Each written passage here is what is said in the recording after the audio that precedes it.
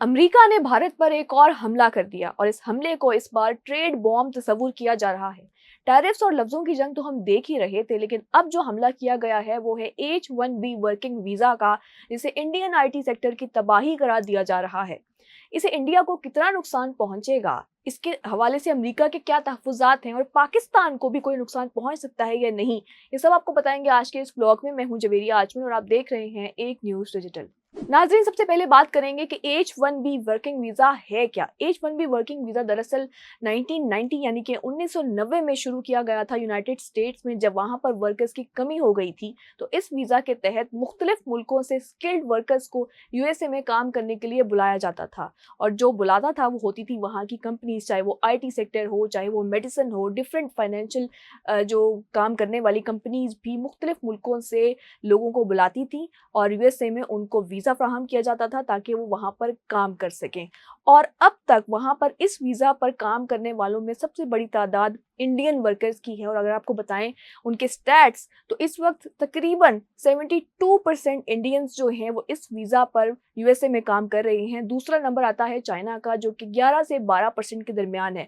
और बाकी ममालिक बहुत कम है इस हवाले से। और पाकिस्तान की जो तादाद है वर्कर्स की इस वीज़ा पर, वो अमेरिका में काम करने वाले इस तरह के जो वर्कर्स हैं उनकी तादाद बहुत कम है। अब हुआ कुछ यूं कि यूएसए में इमिग्रेशन महदूद करने के लिए डोनाल्ड ट्रंप की जानिब से एक बड़ा फैसला किया गया। उन्होंने H1B वीज़ाज की जो फीस है उसको गैर मामूली हद तक बढ़ा दिया। पहले इस वीज़ा की फीस तकरीबन 2000 से 5000 डॉलर्स के दरमियान होती थी, लेकिन अब ये वीज़ा हर इंसान को $1,00,000 में पड़ेगा। यानी कि अगर एक इंसान ने यहाँ से यूएसए मूव करना है इस वीज़ा पर, तो उसे $1,00,000 देने पड़ेंगे। और ये जो डॉलर्स हैं, ये जो पैसे हैं, ये देगी वो कंपनीज जो कि वर्कर्स को यहाँ से यूएसए बुलाती हैं। अब उन कंपनीज पर भी एक तरह का बोझ पड़ चुका है कि वो किस तरह से इतना पे करेंगी। आपको बताते चलें कि मेजर जो कंपनीज हैं, जो IT सेक्टर है यूएसए का, वही जो है इस हवाले से इस वीज़ा पर लोगों को बुलाता है। और मेजॉरिटी लोग इंडिया से बुलाए जाते हैं, जैसे कि हम अमेजोन की बात करें, मेटा की बात करें, माइक्रोसॉफ्ट की बात करें।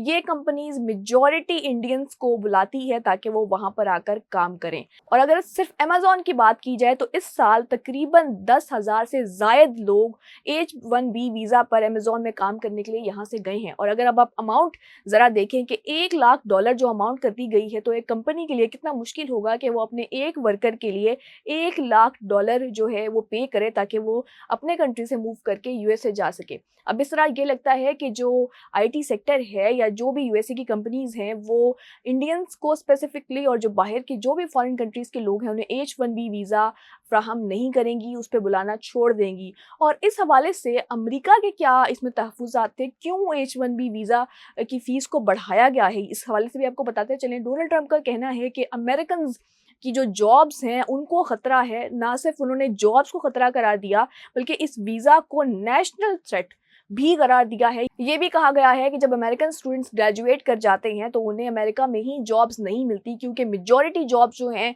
वो फॉरेन कंट्रीज़ के लोग लेकर चले जाते हैं। अब इमिग्रेशन महदूद की जाएगी और डिफरेंट सेक्टर्स में अमेरिकन्स को ही हायर किया जाएगा। डोनाल्ड ट्रंप ने ये भी कहा कि अब कंपनीज मजबूर हो जाएंगी कि क्या वो हर इंसान के लिए $1,00,000 के पैसे भरें, या फिर इन्हीं पैसों में या इससे कम पैसों में अमेरिकन वर्कर्स को हायर कर लें। तो दोनों ऑप्शन उनके सामने रखी जाएंगी, और लगता तो यही है कि जो कंपनीज हैं वो अमेरिकन वर्कर्स को हायर करना ज़्यादा पसंद करेंगी, बजाय इसके कि वो $1,00,000 दें सिर्फ एक वर्कर के लिए। इस ऐलान के बाद ये सवाल भी खड़ा हो गया कि क्या वीज़ा रिन्यूअल पर भी, यानी कि वीज़ा को दोबारा से रिन्यू करवाने पर भी दोबारा से $1,00,000 देने पड़ेंगे, और जो ऑलरेडी वहाँ पर काम कर रहे हैं क्या उनको भी ज़्यादा पैसे देने पड़ेंगे। इस हवाले से अगर बात करें तो इंडिया में जो है वो एक क्योस मच गया। वहाँ पे इसको पैथेटिक डिसीजन करार देना शुरू कर दिया वहाँ के मीडिया ने भी, और हमने देखा कि एयरपोर्ट्स पे, जहाज़ों में एक तरह का रश शुरू हो गया, क्योंकि डिफरेंट कंपनीज ने स्पेसिफिकली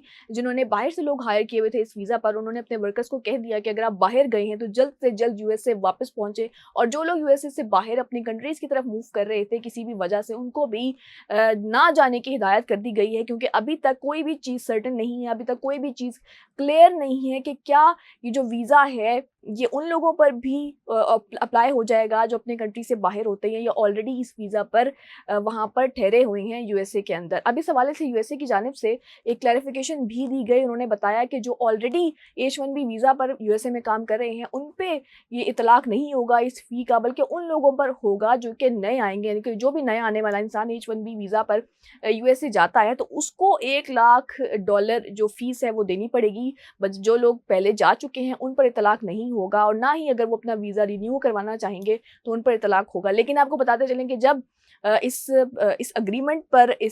जो हुक्म है उस पे साइन किया गया, तब ये बताया गया कि हर साल इस वीज़ा को रिन्यू करवाना पड़ेगा, और जो लोग वहाँ पर ऑलरेडी काम कर रहे हैं उनको भी $1,00,000 दिए जाएँगे। अब यहाँ से गैर यकीनी सी सिचुएशन स्टार्ट हो गई कि क्या जो व्हाइट हाउस की तरफ से क्लैरिफिकेशन आई है उस पर एतमाद किया जाए, या जो बातें ट्रंप और उनके जो मिनिस्टर्स उनकी जानिब से की गई थी उन पर एतबार किया जाए। इसलिए एक अनसर्टेनिटी बढ़ गई है, एयरपोर्ट्स पर रश शुरू हो गया है, इंडिया में जो है एक अजीब सी सिचुएशन मच गई है, इंडियंस भी परेशान हो गए हैं और ये भी कहना शुरू हो गए हैं कि इंडिया की जो आईटी सेक्टर है, जो $250 बिलियन का आईटी सेक्टर है, जिसको मेजॉरिटी जिसकी सपोर्ट यूएसए की तरफ से आती थी, अब वो भी कोलैप्स कर जाए, शायद वो कोलैप्स कर जाए, उसको बड़ा नुकसान पहुंचेगा, क्योंकि इंडियंस जो वर्कर्स हैं वो यूएसए नहीं जा पाएंगे, ना ही वो कोई इनकम जनरेट कर पाएंगे। अगर भारत के हवाले से बात करें तो भारत में इस अहकाम को एक सियासी मकासद हासिल करने के लिए डोनाल्ड ट्रंप की एक चाल करार दिया जा रहा है और एक ड्रामा करार दिया जा रहा है। ये भी कहा जा रहा है कि इंडिया के टैलेंट को सबोटाज करने के लिए या उससे डरने की वजह से उन्हें यूएसए आने से रोका गया है। इंडियन आईटी सेक्टर को नुकसान पहुंचाने के लिए सब किया जा रहा है। इंडिया के जो वर्कर्स हैं उनको जो कामयाबियां हासिल हो रही थी उसको रोकने के लिए यूएसए की जानिब से ये फैसला किया गया है। ये भी कहा जा रहा है कि ये फैसला डोनाल्ड ट्रंप नहीं कर सकते थे, बल्कि इसे यूएस कांग्रेस को ही करना चाहिए था, और अब ये भी मौके हैं, ये भी हो सकता है कि इसे यूएसए कोर्ट्स में भी चैलेंज किया जाए और शायद ये अहकाम वापस ले लिए जाएं। लेकिन अब तक की जो सूरत हाल है वो यही है कि $1,00,000 फ़ी H-1B वर्किंग वीज़ा पर लग चुकी है, और जो भी इंसान अब यहाँ से किसी भी बाहर की कंट्री से यूएसए मूव करेगा इस वीज़ा पर, तो उससे ये फ़ीस देनी होगी। वो जो कंपनीज़ उसे बुलाएँगी, लोगों को बुलाएँगी, उन्हें ये इस फ़ीस को ज़रूर देना होगा, और इसके बाइस अब ये इमिग्रेशन जो है वो कम हो जाएगी। अब इस हवाले से बात करेंगे पाकिस्तानियों को इस हवाले से क्या नुकसान पहुँचेगा, लेकिन एक अच्छी खबर ये है कि पाकिस्तानी जो हैं वो H-1B वर्किंग वीज़ा पर बहुत कम यूएसए जाते हैं, उनकी तादाद बहुत कम है। लेकिन अगर किसी ने अप्लाई किया हुआ है इस वीज़ा पर तो उससे शायद अब ये वीज़ा ना मिले, और अगर मिल भी जाए तो एक बहुत अच्छी खासी बड़ी अमाउंट पर मिले जो कंपनीज़ को पे करना पड़ेगा, जिसके बायस हो सकता है कि अब वीज़ाज़ H-1B वीज़ाज़ पाकिस्तानियों के लिए भी रोक दिए जाएँ। लेकिन अच्छी खबर ये है कि पाकिस्तानी वहाँ पर इतने हैं ही नहीं कि उनको इस कदर नुकसान पहुँचेगा। नुकसान ज़्यादातर पहुँचेगा इंडियंस को, जो इस वक्त भी पहुँच रहा है। इंडियंस जो आईटी सेक्टर में काम करते थे, शायद वो उनकी तो कुछ बचत हो जाए, लेकिन जो मेडिसिन में काम करते थे, जो डिफरेंट दूसरे सेक्टर्स में काम करते थे, जो इतनी ज़्यादा अमाउंट पे नहीं कर सकती कंपनीज़, शायद अब वो हायरिंग ना करें मज़ीद इंडियंस की, और शायद जो इंडियंस हैं उनकी जो इंडस्ट्रीज़ हैं वो कोलैप्स कर जाएँ। जितना पैसा वो बाहर से अपने मुल्क में भेजते थे उसको उनकी इकोनॉमी को नुकसान पहुँचे, उनके आईटी सेक्टर को नुकसान पहुँचे, और मज़ीद जो उनका जो इकोनॉमी है वो कोलैप्स कर जाए। अब इस हवाले से मज़ीद क्या चहमगोइयाँ चल रही हैं वो भी आपको बताते चलेंगे। जो वीज़ा होता है H-1B वीज़ा, इसे हर 2 साल बाद रिन्यू करवाना होता है, और इसकी एक शर्त होती है कि जो भी इंसान फॉरेन कंट्री से यूएसए गया है इस वीज़ा पर, उसे 2 साल में या तो प्रमोशन लेनी होती है, अगर उसको प्रमोशन नहीं मिलती तो उसे डिपोर्ट कर दिया जाता है, और जिस कंपनी ने उसे इस वीज़ा पर बुलाया है उसी कंपनी के साथ वो इंसान जो भी वर्कर है वो लिंक्ड रहेगा, वो मुंसलिक रहेगा। अगर वो उस कंपनी को छोड़ता है या वो कंपनी उसे निकालती है तो उसे फौरी तौर पर डिपोर्ट कर दिया जाएगा, और फिर उसे दोबारा से H-1B वीज़ा का प्रोसेस करवाना पड़ेगा। अब इस हवाले से कहा जाता है कि चूंकि बाहर के ममालिक से जो लोग बुलाए जाते हैं उनको एक डर होता है डिपोर्टेशन का, और ये भी चाहते हैं कि उनकी प्रमोशन होती रहे ताकि वो यूएसए में स्टे कर सकें, वहाँ रह सकें, इसलिए उनकी जो वर्किंग पावर है वो बढ़ जाती है। इस डर की वजह से वो प्रेशराइज हो जाते हैं और ज़्यादा काम करना शुरू कर देते हैं, जिसके बायस वहाँ की जो इंडस्ट्रीज़ है उनको बहुत फ़ायदा होता है। लेकिन मज़ीद ये कहा जाता है कि जो वहाँ के स्टार्टअप्स हैं वो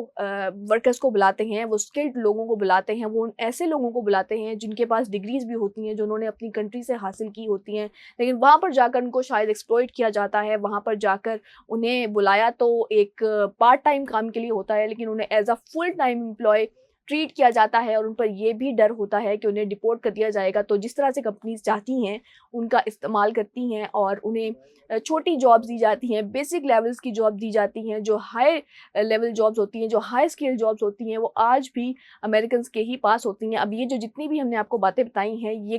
ये एक इंडियन मीडिया का दावा है, ये इंडियंस की तरफ से की गई बातें हैं और मुख्तलिफ जो चैनल्स पर लोग बैठकर यही इस वक्त तबसरे कर रहे हैं कि इंडियंस को बेसिक जॉब्स दी जाती हैं और उन्हें एक तरह से प्रेशराइज करके रखा जाता है, जिसके बायस वो काम भी ज़्यादा करते हैं और शायद जो लोकल वर्कर्स हैं उनसे ज़्यादा काम करते हैं, जिसके बायस जो कंपनीज़ हैं वो भी यही पसंद करती हैं कि बाहर के वर्कर्स को बुलाया जाए बेसिक लेवल की जॉब के लिए, ना कि वहाँ के लोकल अमेरिकन्स को हायर किया जाए। ये वो बातें हैं जो H-1B वर्किंग वीज़ा के हवाले से की जा रही हैं। इस वक्त पूरी